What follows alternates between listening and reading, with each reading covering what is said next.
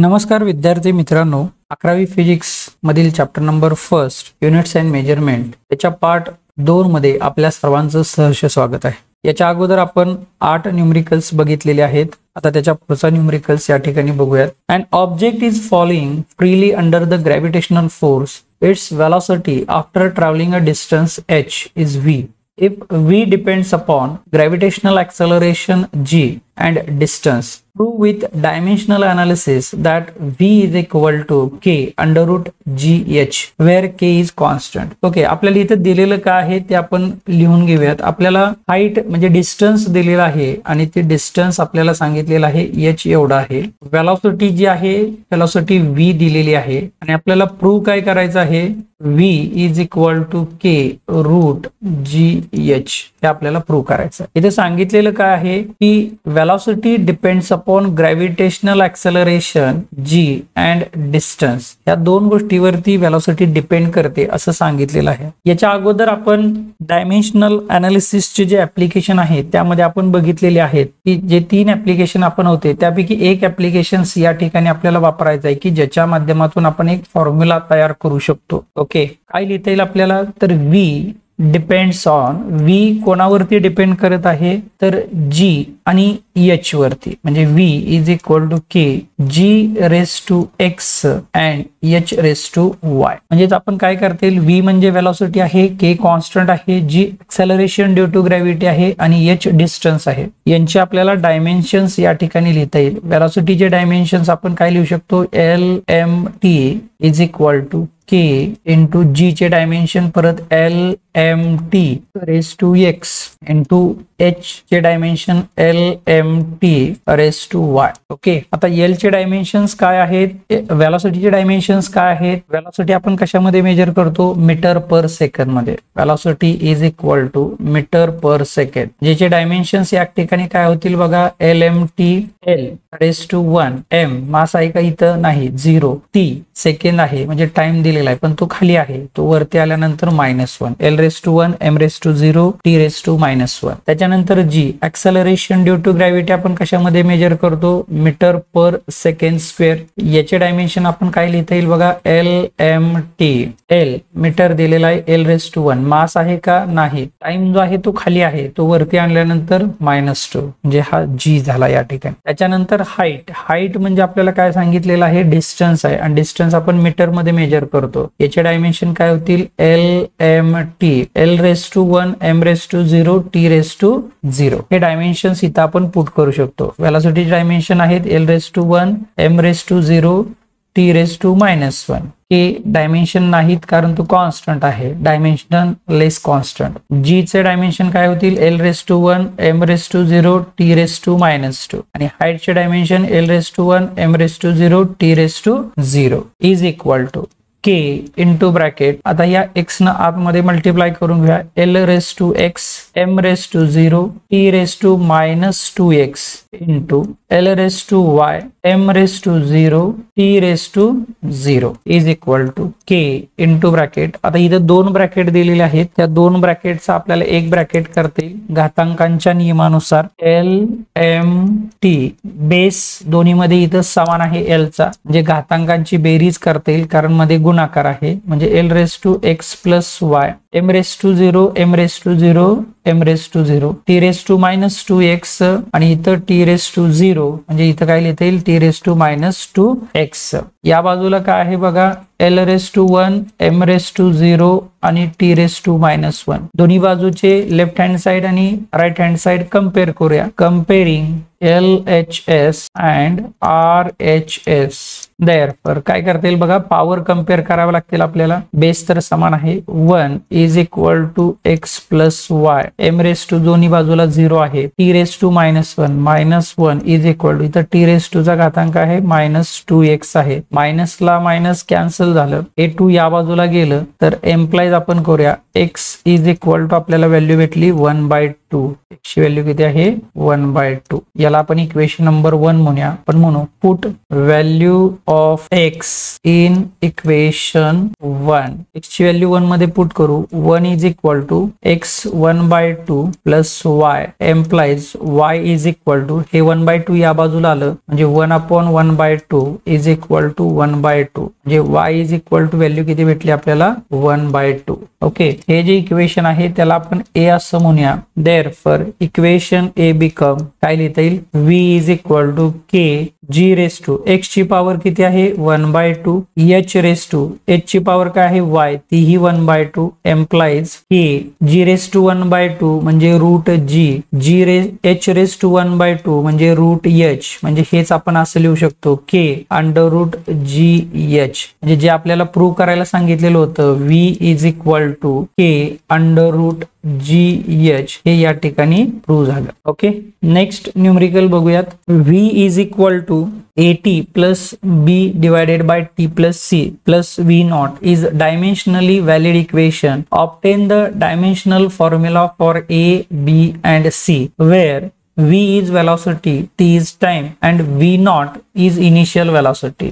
v naught is initial velocity. Okay, आता इथं आपण काय दिलेलं आहे ते पहिल्यांदा लिहून घेऊयात. इक्वेशन आपल्याला दिलेलं आहे v is equal to at plus b divided by t plus c plus v not. a b c हे डायमेन्शनल आपल्याला डायमेन्शन्स त्याचे कॅल्क्युलेट करायचे आहेत. ए चे डायमेन्शन म्हणजे आपण असं म्हणू शकतो dimension of A is equal to question mark, dimension of B is equal to question mark, dimension of C is equal to question mark. Where V is velocity, V velocity दिलेली आहे. मग व्हेलॉसिटीचे dimension काय असू शकतात, velocity metre per second मध्ये आपण major करतो. पाठीमागच आपण डायमेन्शन बघितले L⁻⁴ M⁻�0 T⁻⁻1. नेक्स्ट काय दिलेलं आहे टी इज अ टाइम, टाइमचे डायमेन्शन काय, टाइम आपण सेकंड मध्ये मेजर करतो L⁻⁴ M⁻�0 T⁻1. आणि काय दिलेलं आहे व्ही नॉट इनिशियल व्हेलॉसिटी दिलेली आहे.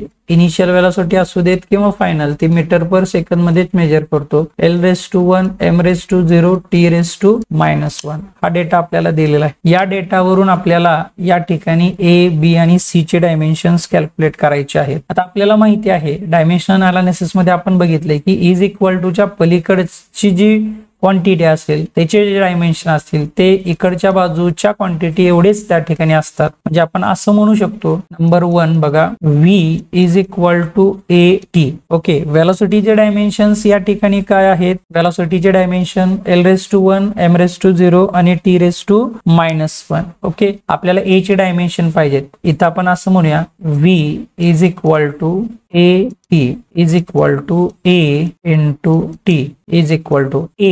ह्याचे डायमेन्शन आपल्याला पाहिजे. टी चे डायमेन्शन काय आहेत, टी चे डायमेन्शन L⁻⁴ M⁻⁴ T⁻1 आणि व्हेलॉसिटीचे डायमेन्शन काय आहेत L⁻⁴ M⁻�0 T⁻⁻1. आपल्याला कोणाचे डायमेन्शन पाहिजेत, ए चे, म्हणजे ए इज इक्वल टू हे या बाजूला येईल म्हणजे डिवाइड होऊन जाईल L⁻⁴ M⁻�0 T⁻⁻1 whole divided by L⁻⁴ M⁻�0 T⁻1 is equal to. आता इथे घातांकाचा नियम आपण वापरू शकतो, बेस सेम आहे म्हणजेच आपण LMT म्हणू शकतो. हे 0 वरच्या बाजूला गेलं म्हणजे 1 डिवायडेड आहे. आपल्याला घातांकाचा नियम माहित आहे A⁻m divided by A⁻n is equal to A⁻m-n. हा नियम आपण वापरतो. तसं हे वरती गेलं -0 1 -0 1 0 -0 0 -1 -1 म्हणजे -2. L⁻⁴ M⁻⁴ आणि T⁻⁻2 हे झाले डायमेन्शन कोणाचे, ए चे. हे झालं पहिलं, ए चे डायमेन्शन आपण कॅल्क्युलेट केले. नेक्स्ट नंबर 2 आपल्याला काय बघायचं आहे बघा, टी आणि सी आणि हा बी.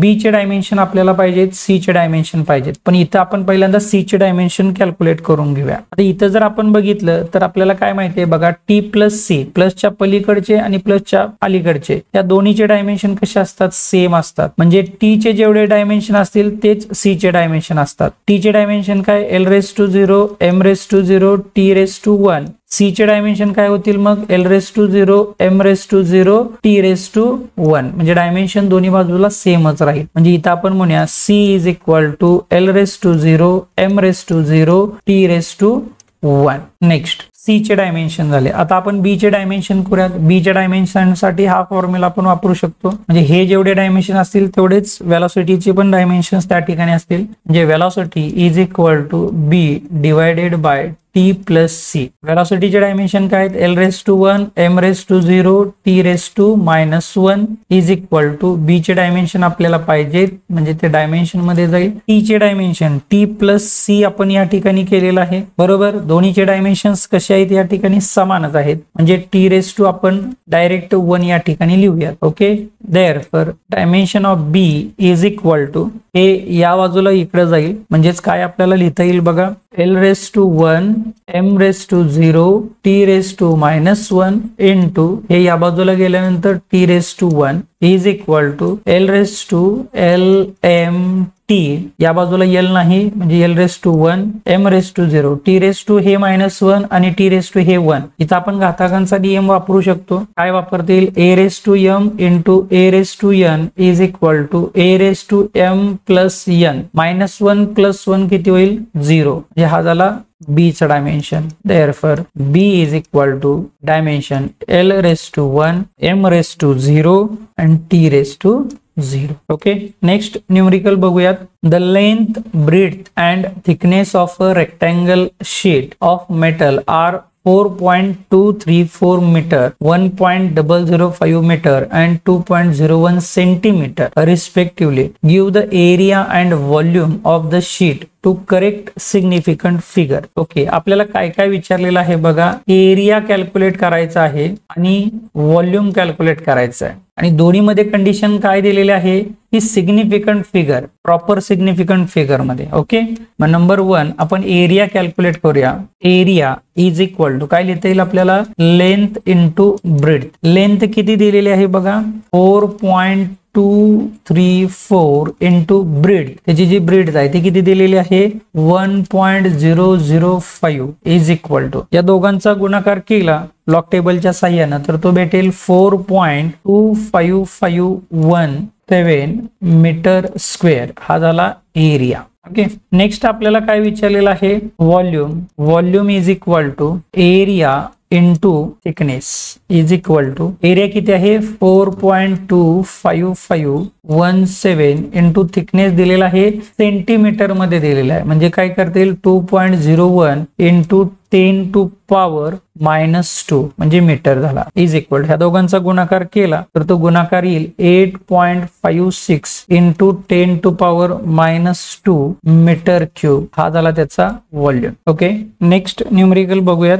If the length of cylinder is 4.00 plus minus 0.001 centimeter, radius R is equal to 0.0250 plus minus 0.001 centimeter and mass is equal to 6.25 plus minus 0.01 gram. Calculate the percentage error in the determination of density. आपल्याला माहिती आहे की density काय असते. Density is equal to mass per unit volume. Therefore density ला आपण D म्हणूया. D is equal to mass m volume v.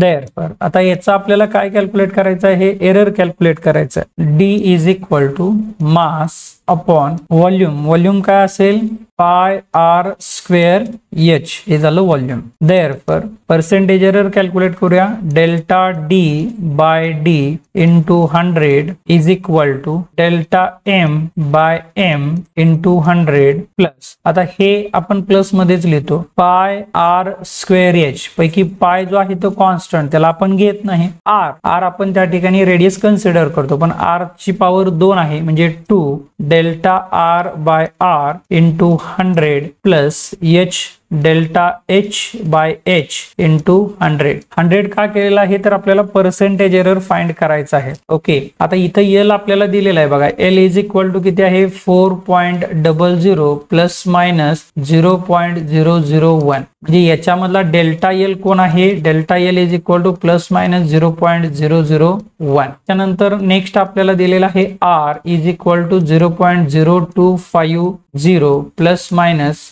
0.001. म्हणजेच डेल्टा आर इथं दिलेला आहे प्लस मायनस 0.001. नेक्स्ट काय दिलेलं आहे बघा, मास दिलेला आहे M is equal to 6.25 plus minus 0.01. म्हणजेच डेल्टा एम या ठिकाणी दिलेला आहे प्लस मायनस 0.01. त्या व्हॅल्यू या ठिकाणी आपण पुट करून घेऊयात. Is equal to delta M किती आहे 0.01 डिवायडेड बाय कॅपिटल एम म्हणजे ही पहिली व्हॅल्यू आपण कन्सिडर करतो 6.25 into 100 plus 2 into delta R दिलेला आहे 0.001 डिवायडेड बाय आर आहे 0.025 into 100 plus delta H H म्हणजे काय आहे त्या ठिकाणी हाईट म्हणजेच त्याची आपण लेंथ कन्सिडर करू शकतो. म्हणजेच 0.001 divided by 4.00 into 100 is equal to, आता हे सॉल्व्ह करून घेऊयात.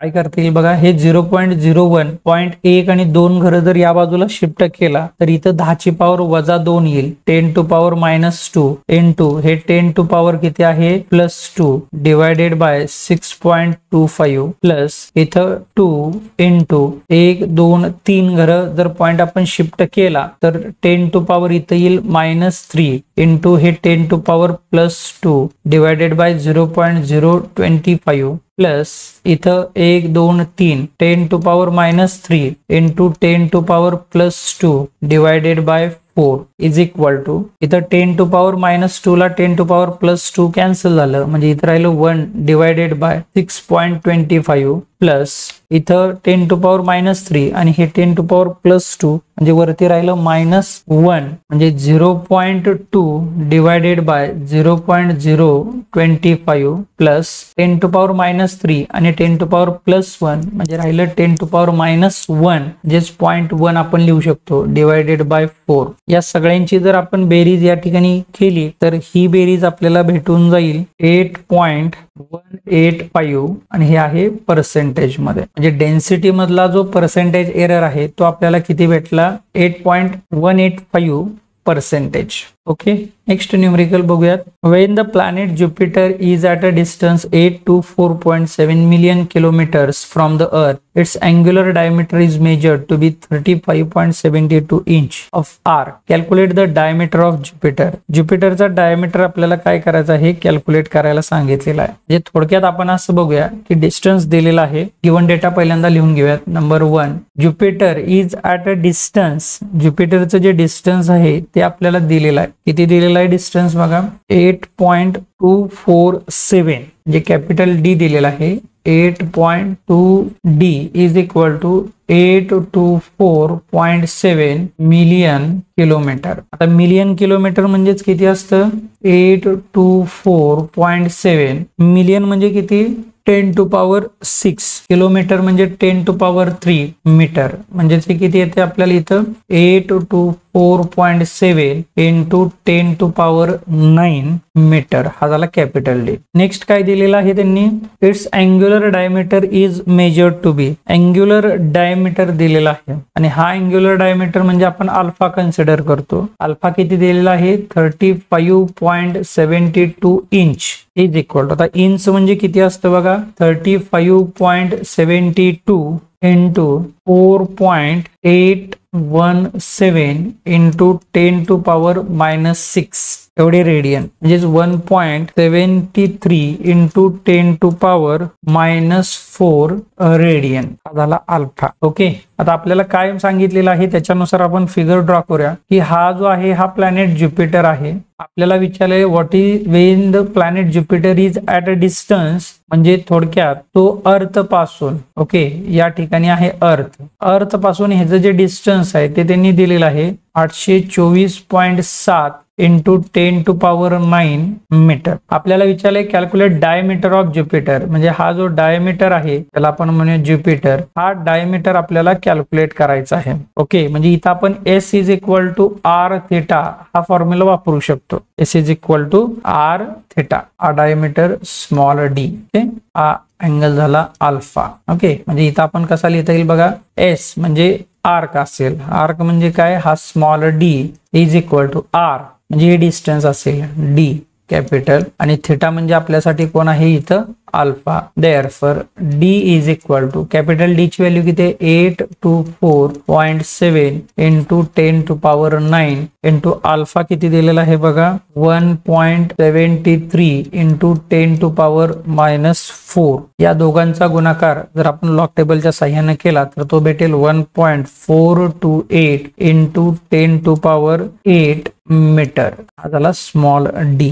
म्हणजे आपण असे लिहू शकतो D is equal to 1.428 into 10⁵ kilometre. Okay, next numerical बघूयात. If the formula for physical quantity is a⁴b⁴ divided by c⁴1/3 d⁴1/2 and if the percentage error in the measurement of A, B, C and D are 2%, 3%, 3% and 4% respectively, calculate percentage error in X. Okay, measurement of A, B, C, percentage error in measurement of A, B, C. याचा अर्थ इथं आपल्याला काय दिलेला आहे बघा, percentage error ए चा म्हणजे delta A by A into 100 हा दिलेला आहे आपल्याला 2%. तसंच बी साठीचा दिलेला आहे delta B by B into 100 is equal to 3%. तसा C delta C by C into 100 is equal to 3%. Delta D by D into 100 is equal to 4%. हे पर्सेंटेज एरर आपल्याला दिलेले आहेत. याच्यावरून आपल्याला पर्सेंटेज एरर ऑफ एक्स म्हणजे ही x ची value या ठिकाणी आहे थोडक्यात. Therefore X is equal to a⁴ b⁴ divided by c⁴1/3 d⁴1/2. Percentage error पाहिजे म्हणल्यावर आपण काय लिहू शकतो, delta X by X into 100 is equal to, हे कसं लिहिता येईल 4 into delta A by A into 100 plus 3 into delta B by B into 100 plus c⁴1/3 म्हणजे 1/3 into delta C by C into 100 plus d⁴1/2 म्हणजे 1/2 delta D by D into 100 is equal to, आता delta A by A into 100 हा आपल्याला दिलेला आहे 2% म्हणजे 4 into हे झालं 2 plus 3 into delta B by B into 100 दिलेला आहे 3% plus 1/3 into delta C by C किती दिलेला आहे 3% plus 1/2 into delta D by D into 100 हा दिलेला आहे 4% इज इक्वल टू 4 2 जा 8 3 3 जा 9 प्लस 3 ला 3 हा कॅन्सल 1 प्लस 2 2 जा 4 म्हणजे इथं किती राहिलं बघा हे 2 इज इक्वल टू 9 आणि 1 10 आणि 18 18 आणि 2 20 म्हणजे इथं पर्सेंटेज एरर आपल्याला किती भेटला, delta X by X into 100 is equal to 20%. Okay, next numerical बघूयात. Write down the number of significant figures in the following. पहिली आहे या ठिकाणी 0.003 metre square. Number 2 0.1250 gram centimetre raise to -2. Third 6.4 into 10⁶ metre. Next 1.6 into 10⁻⁻19 coulomb. and last 9.1 into 10⁻31 kg. यांच्या आपल्याला significant figure लिहायचे आहेत. Okay, significant फिगरचे जे rules आहेत ते रूल्स आपण याच्या अगोदर ऑलरेडी बघितलेले आहेत थेरी पार्ट मध्ये. इथं सिग्निफिकंट फिगर किती आहे बघा, एकच आहे म्हणजे 1. इथं सिग्निफिकंट फिगर किती आहेत, 1 2 3 आणि 4. टोटल सिग्निफिकंट फिगर किती झाल्या 4. इथं किती सिग्निफिकंट फिगर आहेत, पॉवरची कन्सिडर करत नाही आपण 2. इथे किती आहेत 2 आणि इथेही किती आहेत 2. सिग्निफिकंट फिगर किती झाल्या बघा, या ठिकाणी पहिल्या टर्म मध्ये 3 ही सिग्निफिकंट फिगर आहे म्हणून 1. दुसऱ्यामध्ये किती सिग्निफिकंट फिगर आहेत, 4. कोणत्या कोणत्या, 1, 2, 5 अँड 0. तिसऱ्यामध्ये 2च आहेत, 6,4. याच्यामध्ये 1,6 आणि याच्यामध्ये 9,1. ह्या झाल्या significant figure. Okay, next numerical बघूयात. The diameter of a sphere is 2.14 centimetre. Calculate the volume of sphere to the correct number of significant figure. Okay, the diameter of sphere दिलेलं काय आहे, d is equal to 2.14 centimetre. Diameter इथं दिलेला आहे, याच्यावरून radius आपल्याला calculate करतील. Radius किती असेल, 2.14 डिवायडेड बाय 2. 1 के बे 0 बे 14 सेंटीमीटर, म्हणजे r is equal to 1.07 into 10 to power -2 metre ही झाली रेडियस. आपल्याला व्हॉल्यूम कॅल्क्युलेट करायचं आहे. Volume is equal to 4/3 pi r cube is equal to 4/3 into pi ची व्हॅल्यू किती, 3.14 into r 1.07 into 10 to power -2 bracket raise to 3 is equal to. हे जर log table solve केलं तर हे भेटेल 15.38 into 10 to power -6 divided by 3. यांचा जर भागाकार केला तर तो भेटेल 5.128 into 10 to power -6 metre cube. हे झालं व्हॉल्यूम. ओके, म्हणजेच v is equal to 5.128 metre cube, centimetre cube. Okay, धन्यवाद.